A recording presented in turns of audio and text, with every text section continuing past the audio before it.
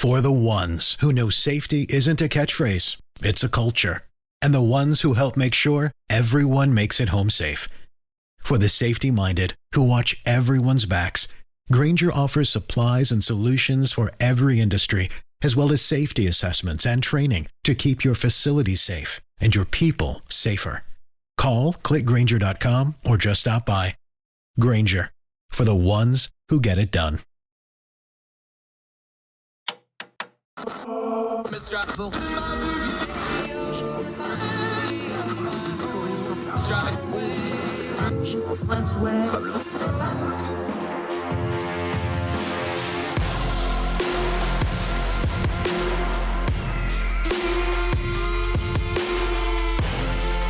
your host, Andrew Donaldson.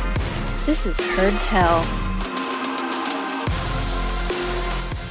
Welcome to Heard Tell. It is Tuesday, April the 26th, year of our Lord 2022. So glad you could join us. Very happy to have you along with us, giving us the most precious thing that you have, your time on this day. We really appreciate you. We got a lot of noise to turn down out of the news cycle today. A lot going on in the world. Going to go over to China, Beijing, and Shanghai. A lot of COVID news coming out of there. There is shutdowns, there's lockdowns, there's commerce being interrupted. There's a lot of bad stuff going on over there. Now it's spreading to Beijing. What's going on in China with COVID? We will cover that in just a little bit. Also, Joe Manchin. Remember the last 2 years we've been told about how Joe Manchin was just going to get run out of West Virginia on a rail? Well, we got some polling numbers, and turns out none of that was true. We'll talk narratives. We'll talk Joe Manchin, talk a little West Virginia. You know, I like to talk about West Virginia. We're going to do so in just a little bit, cover Joe Manchin a little bit more. Also, ending the program, fun story, we're going to talk about the science of twisting off an Oreo and trying to get the cream filling to come off evenly, or which one of the two cookies does the cream filling stick to. MIT's on the case, one of the great institutions in our land. They've developed a device to try to test this. A little bit of a lighthearted story about Oreos and the Oreo meter. Yes, it's the thing, an Oreo meter. We'll cover that a little bit later on the program. Great guest today, David McGarry. He's got a piece out where he's writing about a surveillance program, more privacy concerns, more law enforcement outreach concerns. This time it involves money wire transfer companies like Western Union and others, especially down along the southern border. They are using this data, but they're making it a law where they have to run it through a third-party private company storage house. And then they go and collect the data from that storage house. A lot of questionable stuff here. Is it spying? Is it data collection? Is there privacy concerns? David McGarry from Young Voice is going to join us, explain all that to us. Just yet another one of these running issues where we're going to have to keep an eye on things like law enforcement and technology and where it overlaps, find out where people's rights are and are not being violated. But first, let's start with some media news. Folks spent all day. Now, I spent way too much time on Twitter. I will admit it. I've told you, I love my Twitter account. I love the interaction. That's what got me into writing, got me into doing radio, and got me into doing this program, Heard Tell. That all started with getting a Twitter account and making friends and doing things like that. So I love Twitter. Elon Musk has apparently agreed in principle, and Twitter has agreed to it, to sell Twitter to Elon Musk. And everybody has absolutely lost their freaking minds on Twitter. Let's start with some perspective. Twitter is only about 20% of the American population has a Twitter account, and even smaller slice of that is active on Twitter. And we have data. Something like 85% of all tweets come from a very, very small percentage of content providers, and then the rest of it is just amplification, people retweeting it, commenting on it, things like this. It's an echo chamber inside of an echo chamber. Now, having said all that, we talk about Twitter not being real life. That is true, but Twitter is influential because of the people who are on it, especially media people. One of the reasons I'm on it, because I interact with those folks. I do this program like this. A lot of the media folks are on Twitter, so it has an outside influence. It's both the headwaters and the end tail rapids of the information river that flows through our news media. So Twitter's still important, but people have lost their minds because Elon Musk is trying to buy it. I want to quote our friend Michael Siegel, writing in ordinary-times.com today. He wrote this. He said, right now, Twitter's freaking out over the deal because, well, that's what Twitter does. It freaks out over things, quoting Michael here. But as noted in the New York Times, it will be some time before this deal finally closes, and there are a number of hurdles Musk has to clear before he swaps $45 billion in imaginary Tesla value for $45 billion in imaginary Twitter value. The consensus seems to be that this is great for the right wing and bad for the left wing, reading from Michael Siegel here. The basis of this is, well, I'm not sure what the basis of that belief is. No one knows that Elon Musk's politics are, least of all what he will do if he takes over Twitter. The panic celebration is a reaction to Twitter's prior policies, which has a bit of a left-wing slant, banning President Trump after the January 6th riot, banning COVID deniers like Alex Berenson, and generally speaking, being more quick to ban racist white right-wing trolls than the moronic left-wing trolls. I myself am agnostic on the prospect of Elon Twitter. Remember, this is Michael Siegel, our good friend, most seen guest on this program. Good. First of all, I'm not sure the deal is going to happen. There are a lot of steps before Elon can run naked through the Twitter headquarters. Second, God forbid he does it. Second, I think we will find that many of the policies are in place for a reason, so his ability to change them without exposing himself legally is going to be limited. Third, while he talks a big talk, no one knows what's going to happen to translate into actual corporate policy. I don't think even Elon Musk, having finally caught the car, knows what he's going to do with it. If I were a betting man, this is Michael Siegel writing in ordinary-times.com, I would be on marginal changes that leave right-wingers disappointed and left-wingers relieved. But ultimately, this is a very inside baseball thing. While Twitter has a lot of power in the media, its reach into the real world is extremely limited. And maybe if people carry out their threats and leave it, they'll realize just how limited that reach is. Michael Siegel writing there. That's why they don't leave, or if they leave, they don't go for long, because they realize they need Twitter to be relevant in their business and or social media pursuits. What do we make of all this? Look, I really didn't want Elon Musk to buy Twitter. I've been pretty open about that. I was skeptical that he could buy it and put together a package to do so. I still slightly am, because this has got to go through regulatory approval. So we'll see. Maybe this does go through. If I'm wrong, we say we're wrong. That's what we do here. We just do truth. We don't lose any points for being wrong. We just say we're wrong, adjust, and move forward. So if I'm wrong on this, I'm wrong on it. I wish it wasn't true, but is it going to be that big of a thing? I don't know. Musk has the attention span of usually about 11 minutes. It's part of his genius and his foibles as a human being. He has these spurts of things where he does stuff. We'll see how long Twitter keeps his attention. The other thing about social media companies we need to understand, we talked about this with the true social media that Donald Trump is hilariously failing at. Social media is a very, very tough platform to run. It's not like running a normal website. Twitter and Facebook and Instagram and places like this have armies of engineers to keep these things running. They're highly technical. I know it sounds great for people to say, like, we're going to put out the algorithm open source so everybody can, folks, unless you can recode, you're not going to understand what that algorithm says. Now they can tell you the parameters of it and things like this. I don't understand it. I really don't. I know there's this fanboy fascination with Elon Musk because of all the various things he does. I love the SpaceX stuff. I don't like the Tesla stuff for reasons we've talked about before. I'm skeptical of it. But folks have absolutely turned him into an avatar over the last couple of days that he's going to fix all their complaints over social media. No, he's not. He wouldn't know how to. And frankly, him tweeting about something and him running a multi-billion-dollar company is two very different things. Folks need to calm down with their expectations, especially on the left, who are acting like this is the end of free speech ever. Number one, it's still a private company. Number two, we already told you the stats of how small an area Twitter covers. Everybody just calm down. Keep your bearing. This isn't the end of the world. It's not the end of Twitter. It's not the end of free speech for sure. And it's definitely not the end of democracy. Even if you don't like Elon Musk, and I'm suspect of him, this isn't the end of the world. Even if you're a big fan of Elon Musk, he's not going to make it perfect the way you like it. In fact, he's already shown a proclivity to just say whatever's off the top of his head. Chances are he's probably going to say something to upset you later on down the road. So keep your bearing and then make Twitter what you want to make of it. Because the truth is, Twitter is what you make of it. It's up to you. Don't blame other people if you're having a bad Twitter experience. Change your timeline. Change who you follow. Follow me. Because you should be anyway. More tell right after this.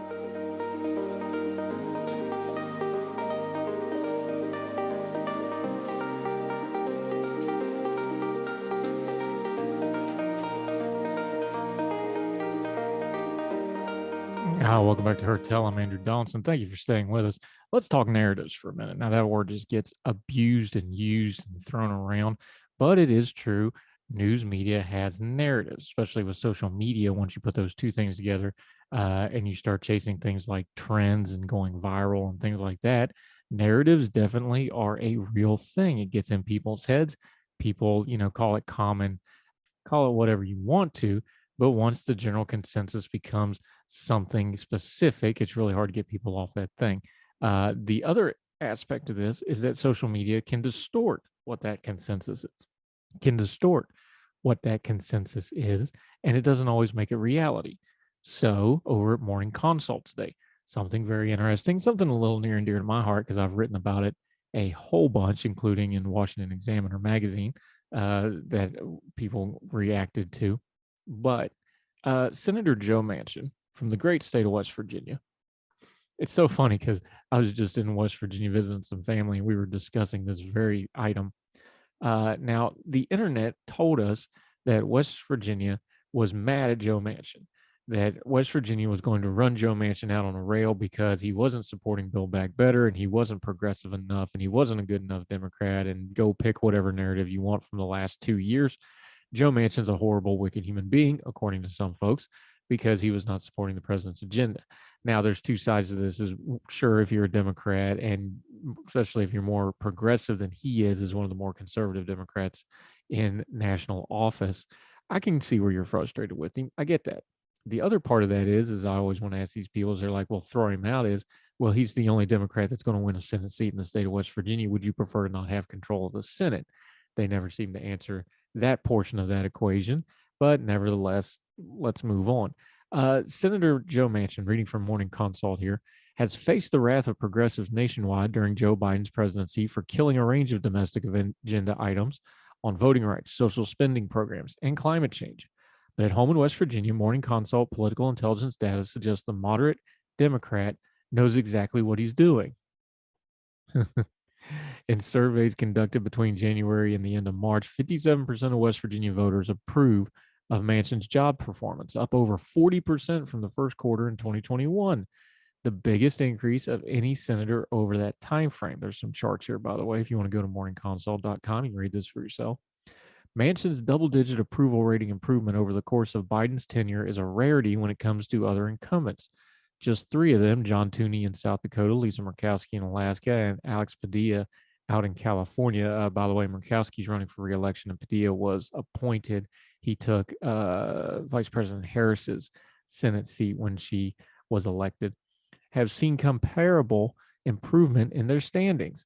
Where Murkowski saw upticks among independents and Republicans, Tooney received improved marks across the board, and Padilla's standing out better due to more voters becoming aware of him.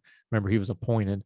Manchin's boost stands out due to the dramatic shift in the coalition supporting him, which has reddened to a staggering extent. I cover this in Washington Examiner. I've also wrote about it for Arc Digital and a bunch of other places. You can go and find my writing on it.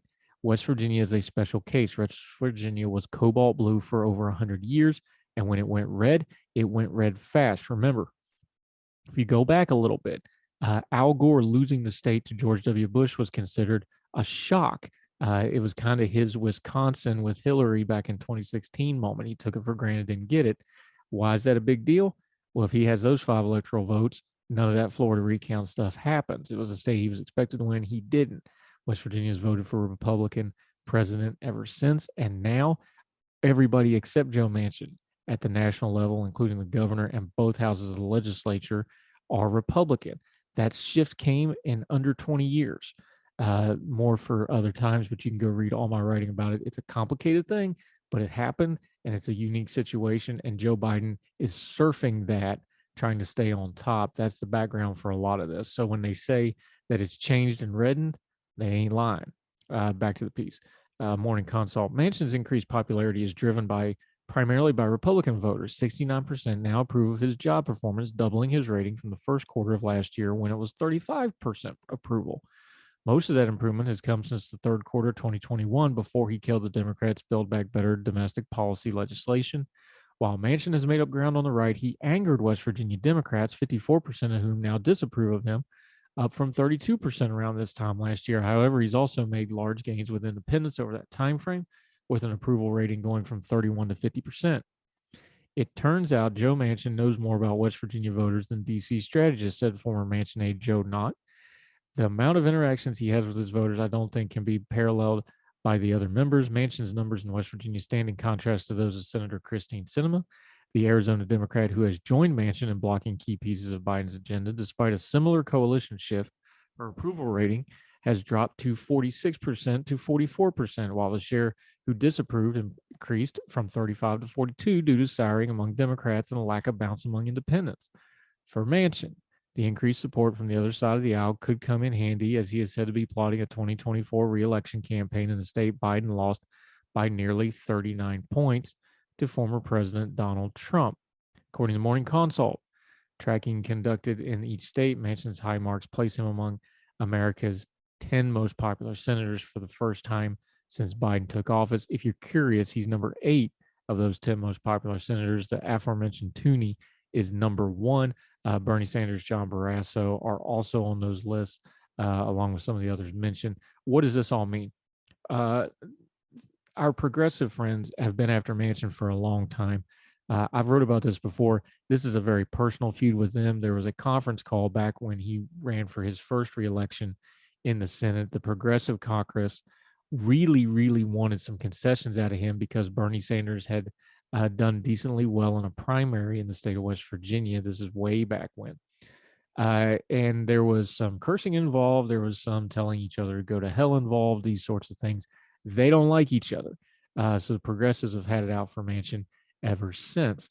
Now, the reason I tell you that is because there's this idea in the media, and Twitter especially, and social media was all over this during the last 2 years or so of the Build Back Better stuff, that there was going to be a progressive backlash in the state of West Virginia, and they were going to run Manchin out on a rail. That was folly. That was never going to happen. The progressive candidate that they ran in the Democratic primary against Joe Manchin and ran in the general election against the other senator from West Virginia, Shelley Moore Capito, was a very progressive lady named Paula Jean Swearingen. She lost in the primary to Joe Manchin by 40 points. She lost in the general election to Senator Capito this last cycle by 42 points. It's a fallacy. It's a fantasy. It's not going to happen. Now, West Virginia being deep red is not a settled thing. I don't think that's going to be permanent. At some point, it's going to come back around a little bit. Anytime you have a swing that big, it will come back around somewhat. There's a generational thing going on. There's a demographic thing going on. West Virginia is demographically bleeding to death. In the next 10 to 15 years, you'll see those numbers balance out a little bit. But in the meantime, what's this tell us about narratives? If you talk to people in West Virginia, if you listened and watched and read writers, not to toot my own horn, as the great Arn Anderson would say, but toot, folks that actually know what Joe Manchin is about and know about West Virginia and understand how these things work because you pay attention to them, not because we have special insight, just because you got to pay a little bit of attention. The national narrative on Joe Manchin never matched. Joe Manchin represents West Virginia, and Joe from Farmington knows a lot more about West Virginia than pundits from D.C. and New York or wherever else they're sitting, and he knows a whole lot more about it than the progressive political operatives that have been trying to get their foothold into West Virginia. Now, we've had someone there. We've had progressive office holders from West Virginia on this program, and we'll continue to do so. We're happy to have them. It's all hands to the pump when it comes to my home state. I don't care what your political party or ideology is. If you got an idea to help my state, I'm all for it. I'll have them on. We've had on Danielle Walker, Representative Kayla Young. These are proud progressive folks, and they do some good work, even though we don't agree on everything. But when it comes to Joe Manchin, he knows what he's doing. He has the pulse of the people. He's a politician through and through, including all his side deals, including all the swerving from issue to issue and triangulating, as the Clinton years would say. It's not because he's a great guy. He's a politician through and through, but he knows more about it than the national media does. And now he has the numbers to back it up. So you can go ahead and howl on Twitter or Facebook or wherever else about Joe Manchin's this and Joe Manchin's that. If Joe Manchin runs for re-election, he's going to win because they don't have anybody that can beat him because he's still Joe Manchin. Just listen to the West Virginia people. When they tell you things like this, we generally know what we're talking about. More Heard Tell right after this.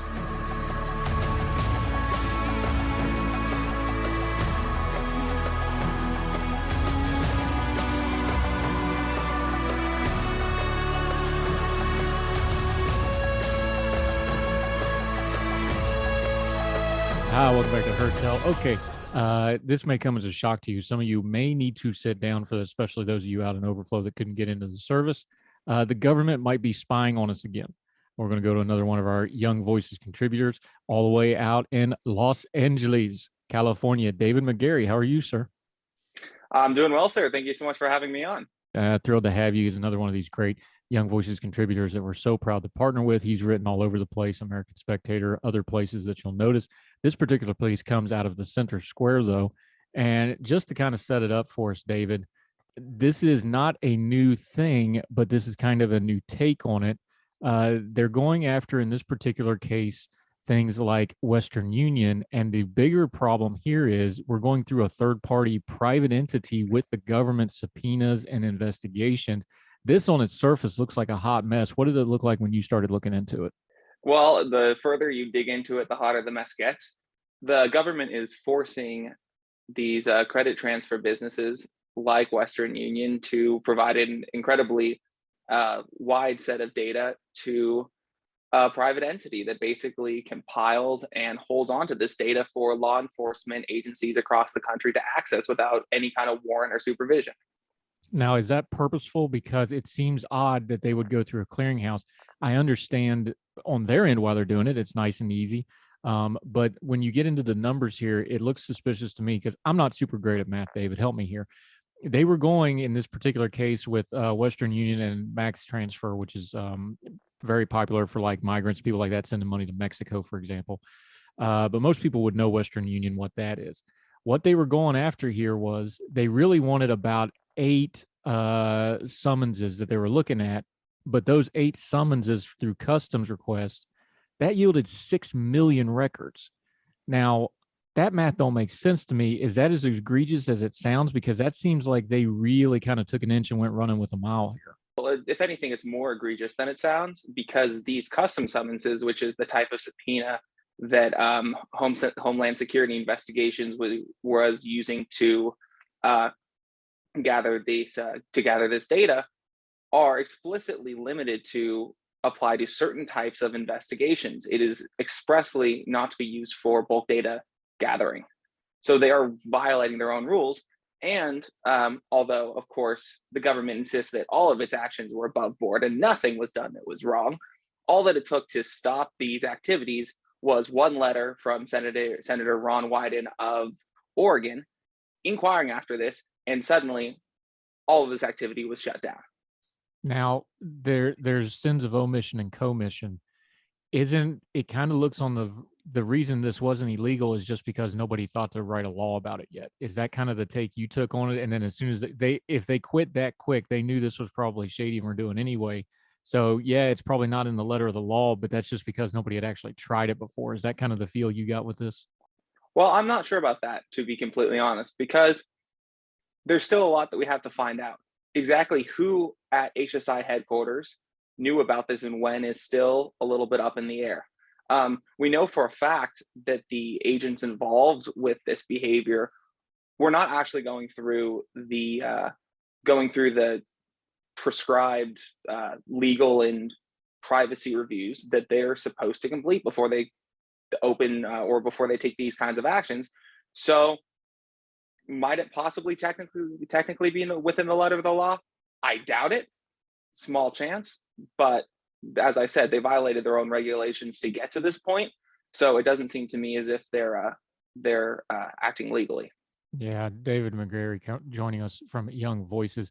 All right, you already mentioned it, so let's talk about it. Ron Wyden, senator from Oregon, he's the one that got involved with this. How did he get involved with it, and what was he actually doing that led up to him looking into this and getting? Was it a constituency thing? Was it an investigation thing? How did that happen? So Wyden has actually been very good on these issues of privacy of late. He called out Operation Whistle Pig, which was a Border Patrol agent opening an incredibly extensive investigation into a journalist on very flimsy evidence. He called out CIA data gathering earlier this year, and now he's targeting HSI. I mean, the man just cares about an issue that all 99 of his partners in the Senate should also care about. But let's face it, for whatever reason, political or otherwise. They don't seem to, but the man's made it a priority and part of his political package and his resume. And I think he should be commended for that and supported for that, even though there's plenty of his other policies and beliefs that I disagree with. Yeah, and Ron Wyden is a Democrat from Oregon. Oregon, of course, being more of a leftward-leaning state, especially the Portland area. Is there more bipartisanship on this issue? Because we've been dealing with this especially since 9/11. We know about the Patriot Act stuff. We've been dealing in the last few years with things like FISA warrants and these sorts of things. We've talked on our program a lot about the Fourth Amendment. You talk about Senator Wyden. Is he alone out there, or are there other representatives and senators that you're seeing that maybe get some bipartisan consensus on privacy issues? Because I'm noticing we talk a lot of good game when it comes to big tech and things like that. But then when it's something like this, those same people kind of get quiet. Is that a fair criticism, or is other people noticing that as well? No, I think that is spot on right there. And I think much of it comes down to the fact that our politics is partisan, not only in the ways that people view themselves, but in the issues that they pick to prioritize. So, like you said, for the left, privacy issues and surveillance of citizens has been a really, really big deal for a while. But right now, because it's not a great blunt object to hit Republicans over the head with, it's not actually, or I should say, the left isn't making Biden administration abuses a priority to combat, with the exception of Wyden. With that said, I'm a little bit surprised, to be honest, that the Republicans aren't jumping on this a little bit more. In the Trump administration, the conservatives and Republicans and people of the right generally got the idea and started to understand that letting law enforcement agents, with all of their biases and personal flaws, letting law enforcement agents go after citizens outside the law probably wasn't the best idea, especially if there was no oversight to keep them in line. And of course, I'm referring to a lot of the FISA abuse that we saw in relation to in relation to investigations of Trump campaign officials. So why they can't carry that over and demand that Biden era law enforcement agents follow the law as well, I don't know. I tend to think that they're sort of falling back on old style 2000s Tom Cotton-esque support for law enforcement and military and surveillance in general, but I don't know for sure. Yeah. Talking to David McGarry about this surveillance program. All right. When we're talking law enforcement on this particular case, the elephant in the room is DHS. We know what an absolute monster of a government organization this has grown into. And I don't mean that in necessarily a bad way. It's a monster. It's huge. When they built this thing after 9/11, I don't know that folks really realized how much it was going to change things like law enforcement, like oversight. Where's DHS, Department of Homeland Security, on this program? Because like you said, this is a multi-state program. You're also dealing with Mexico because you have a lot of people that come in the country and use these wire transfer companies to send money back to Mexico. That touches on the immigration issue, which is, of course, in the DHS. What's their role here? Because they have direct oversight from Congress, but they're also so big. We've seen this in hearings time after time after time. It's proven to be an organization that's really hard to do effective oversight on. What's their role in this, and where should we start focusing in on, because they're so big, to get into the heart of the matter on this particular issue?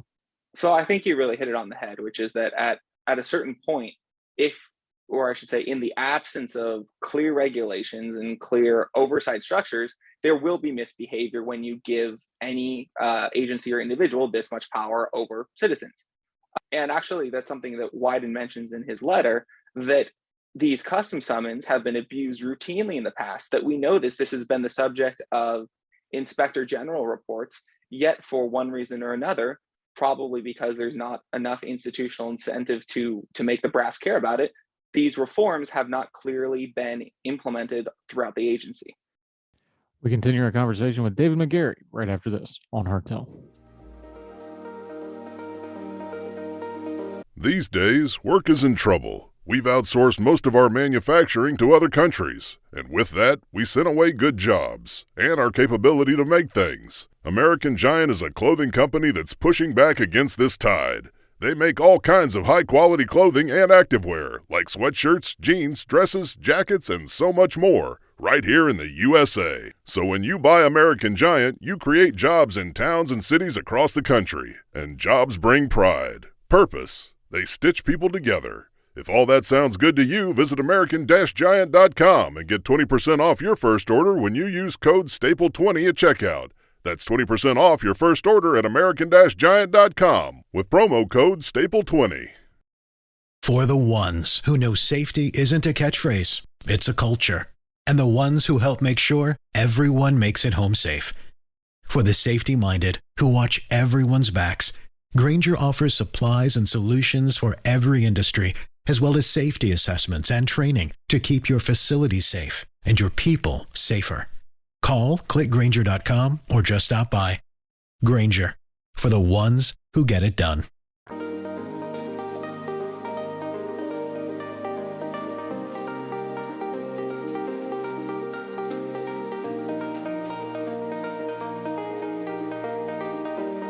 Talking to David McGarry, you bring up the point that I think is apropos here is, okay, anytime you're dealing with the legislative branch, with Congress, whether it's the senators or the House of Representatives, the only way you really get anybody to do anything is pressure.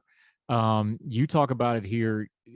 Do you see any other way that some of the surveillance stuff is just bringing it to the fore and citizenry having to put pressure on Congress? Because I understand Senator Wyden's taking the lead on this, and God bless him for that. That's one out of 100, like you pointed out earlier. There's 99 other ones. What should the citizenry be doing once they find out about an issue like this to kind of bring that pressure to bear? I think this is the classic: call your senators, call your representatives, call advocacy groups. If you're on the fence in an election and one candidate supports privacy and the protection of privacy, and the other one doesn't, if they seem to otherwise be similar in, say, a primary than maybe a general election in certain districts, let that be your defining vote in the absence of other important concerns. I mean, obviously it's a balance. We can't become one issue voters, but at the same time, as citizens, we can make our voices heard on the phone, in emails, in surveys. Opinion polling means a lot these days when it comes to the way that these folks run their campaigns. And then for the rest of us who are maybe involved in some kind of writing, or even for citizens who just like to repost things on social media, let's spread the word about this. Let's talk about it. I mean, there's no shortage of news on this front. As I mentioned, we have Operation Whistle Pig, where this rogue border agent was just launching the full powers of multiple different agencies against a reporter because he thought that she might be involved in something unsavory.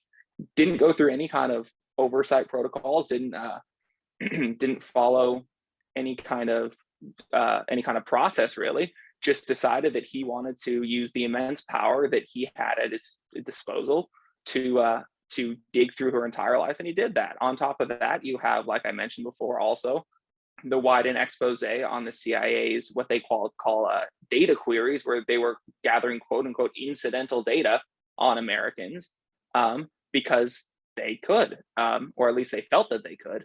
And then now Cato is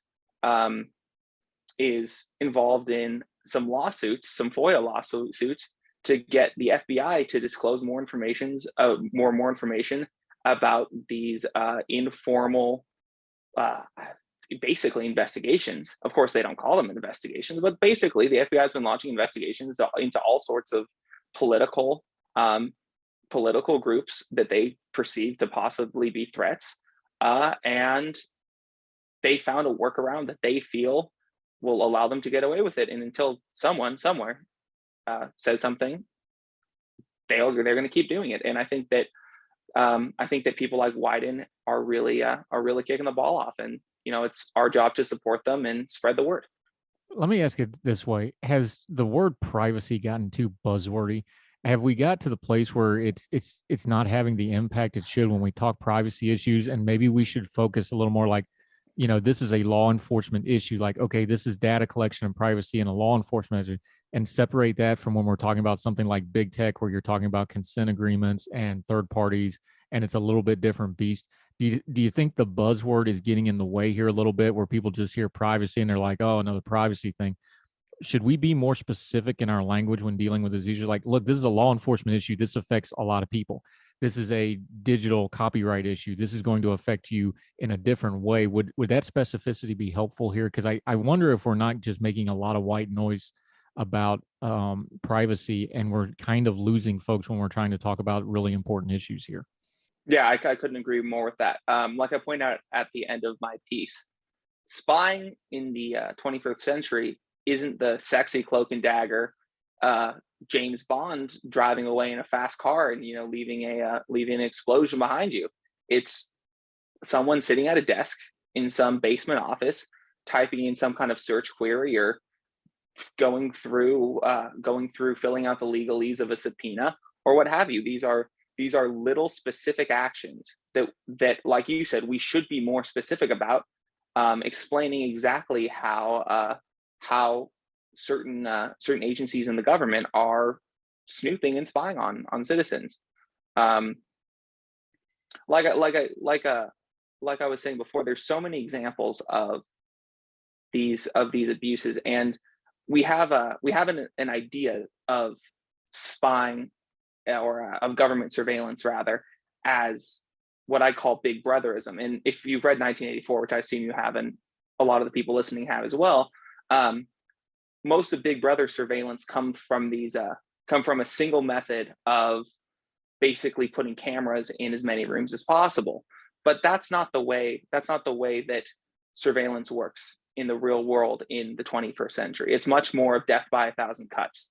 There's so many little ways that the federal government has access to your private life and your private details that essentially, if it wants to, for whatever reason that it sees fit, it can indeed intrude on you.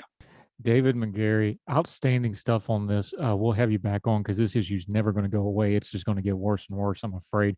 Till we have you back on the show, though, let folks know where they can follow you, what you got going on, and how they can keep track of what's going on in the world of David McGarry. Yeah, please follow me on Twitter at David B. McGarry. Also follow my work with Young Voices. You'll find my profile on the website. I'm writing and getting published consistently on privacy issues, on tech and personal security issues. So I would love to get my message out as far and wide as possible, and I can't wait to come back on. This has been a lot of fun. Yeah, anytime. That's McGarry with 2 R's and an A, McGarr. Not like them other McGarrys that spell it differently. Make sure you get it right. David McGarry, great stuff today, my friend. Appreciate your time, sir. Thank you so much, sir.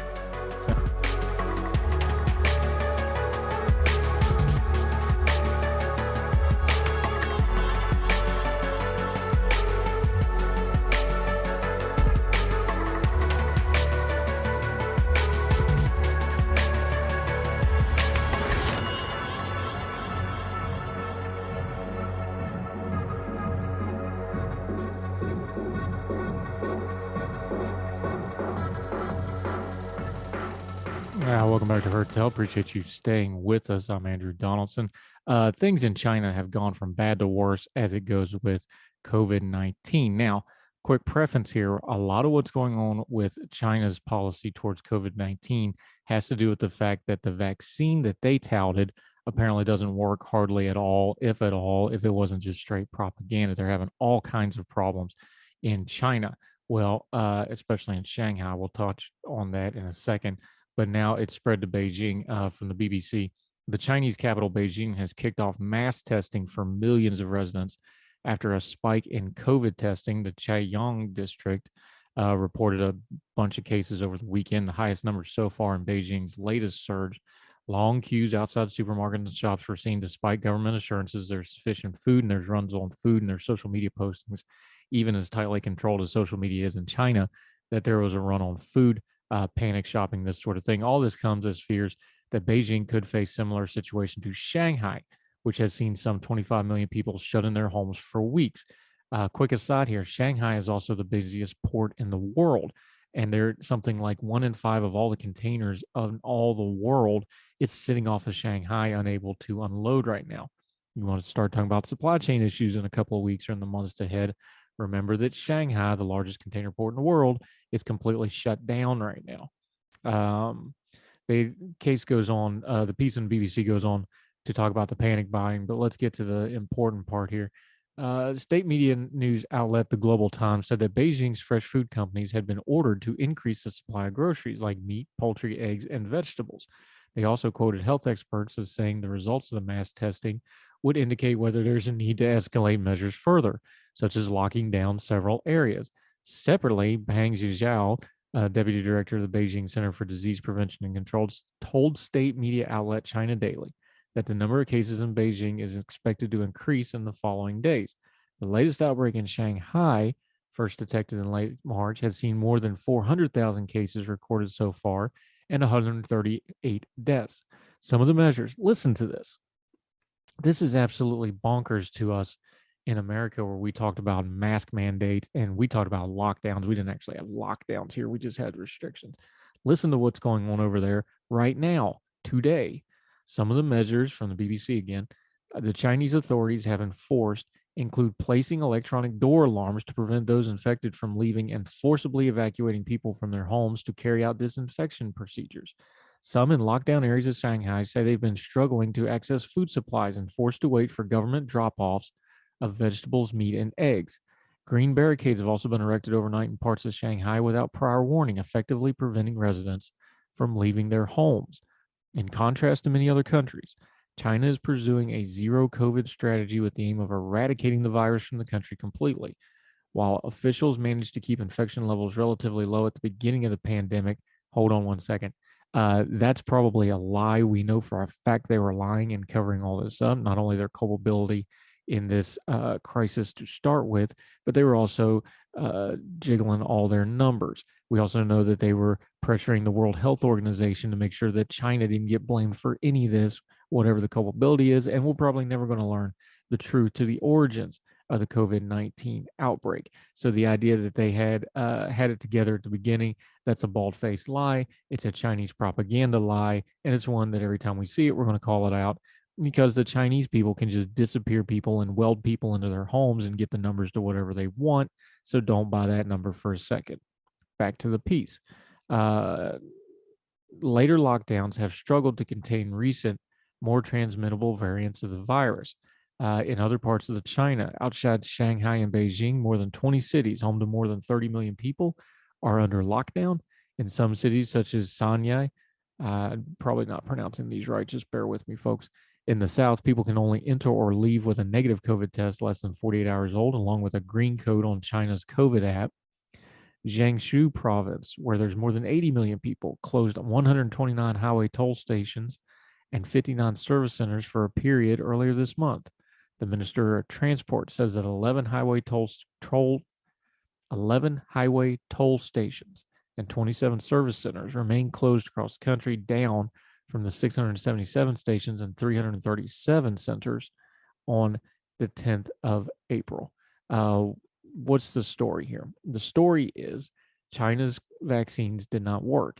China's zero COVID policy does not work, and they are desperately trying to control something they have very little control over. And the problem they got is when you start having things like runs on food, you can only jiggle that so much before it starts showing up in things like social media. Even as tightly propaganda controlled as Chinese media is, this stuff's getting out, which also means that what they're actually admitting to is probably far, far worse. So a lesson here for us in America and in the Western countries that have done a little bit better with COVID as of late: don't get arrogant. We had vaccines that worked. We had multiple vaccines that worked. We had some policies that caught up. Hopefully the worst of COVID-19 is behind us, but we should still have a little bit of humility to it. People have to take care of their own business. They have to take their own precautions. They have to see to the vaccines as best as for them and their families and move along with things. One thing that we have learned, whether it's China or America, just a top-down, one-size-fits-all COVID policy is never, ever going to be effective to get you to zero COVID. There's no such thing. There's no such thing as a one-size-fits-all top-down policy that fits anything, especially a disease that can mutate and change. And also, something we always harp on, whether it's COVID or financial or anything else, government accountability. The Chinese government, under the auspices of the Chinese Communist Party, has no accountability. They pretty much do whatever they want, and people are dying for it and paying the price with their health.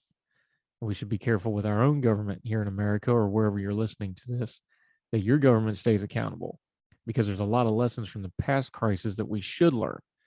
I'm pretty sure we haven't, and we're going to be unprepared for the next crisis like we were for this one. More Hotel right after this. Now let me see you go off like a bomb.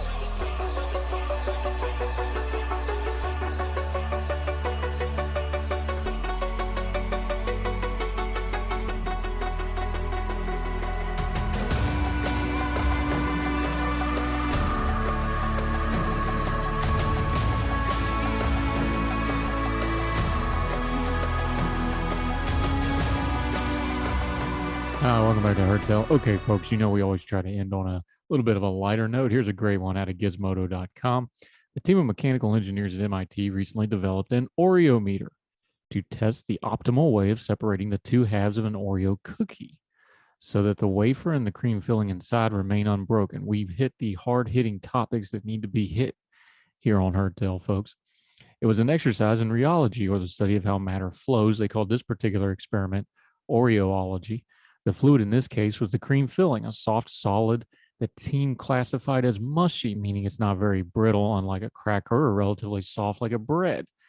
Oreo cream is a yield stress fluid, a group that includes cookie dough, concrete, and lava. Seems like an odd grouping of things. Nevertheless, they're smarter than us. Take the word for it. They are fluids that act as soft solids, meaning that they only flow or change shape when enough stress is applied to them. In the case of the cookies, that stress either comes from your hands opening the cookie or your teeth cutting into the chase. The team built their Oreo meter to test how different types of Oreos separate, paying particular attention to the cream distribution across the two wafers once the cookies split. Their research is published today in Physics of Fluids.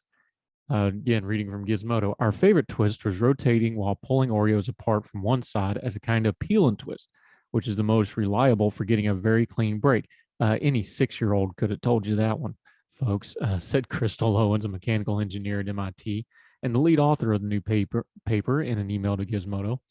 Peeling is intuitively well known to cause adhesive failure, like when you want to remove a sticker from a surface without tearing the sticker itself. The Oreo meter isn't capable of peeling, so the team used it to twist the cookies. The cookie goes between the two clamps, and rubber bands on the clamps adjust the torque on the wafers. As pennies are added to the chambers on one side or the other, the clamp rotates, separating the cookies. The researchers found that the cream would often stay on one side or the other, rather than, however, they believe the result of how the Oreos are manufactured more than anything else. They tested regular Oreos as well as the Dubba and Mega Stuffed varieties, which have more cream filling, and did not report any apparent correlation between the amount of cream and how cleanly the cookies separated. The team made the Oreo meter from open source, so anyone can build their own device and collect data on Oreo separation and shear. Fry would be proud. Come on now, like you never took an experiment in how to separate Oreos, which usually turned into an exercise in getting to eat extra Oreos. That'll do it for Hurtel today. So glad you decided to join us again. However you're watching and or listening, we sure appreciate it. Make sure you're subscribing on the YouTube channel, on all the podcasting platforms. Those subscriptions are important. One is you don't miss anything we do, whether it's Hurtel, the Good Talks, interview breakout segments, or the Twice on Sunday show, or any of the long form podcasts when we deep dive into a subject. You want to make sure you're getting all of that. Also, it lets us keep track of what you are and are not listening to. Those subscriptions and the downloads tell us which shows you're listening to best. More directly, leave a comment, leave a rating. Those are really important for us.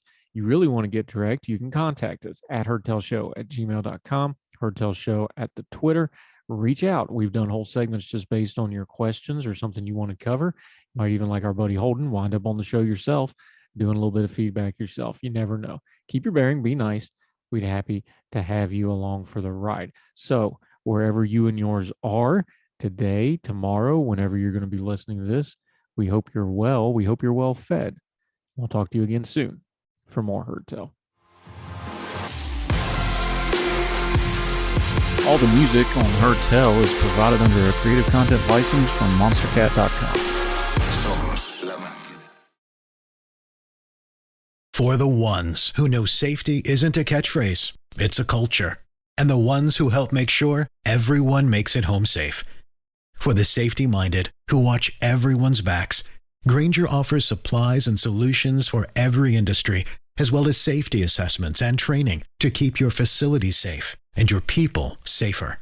Call, click Grainger.com, or just stop by. Grainger, for the ones who get it done.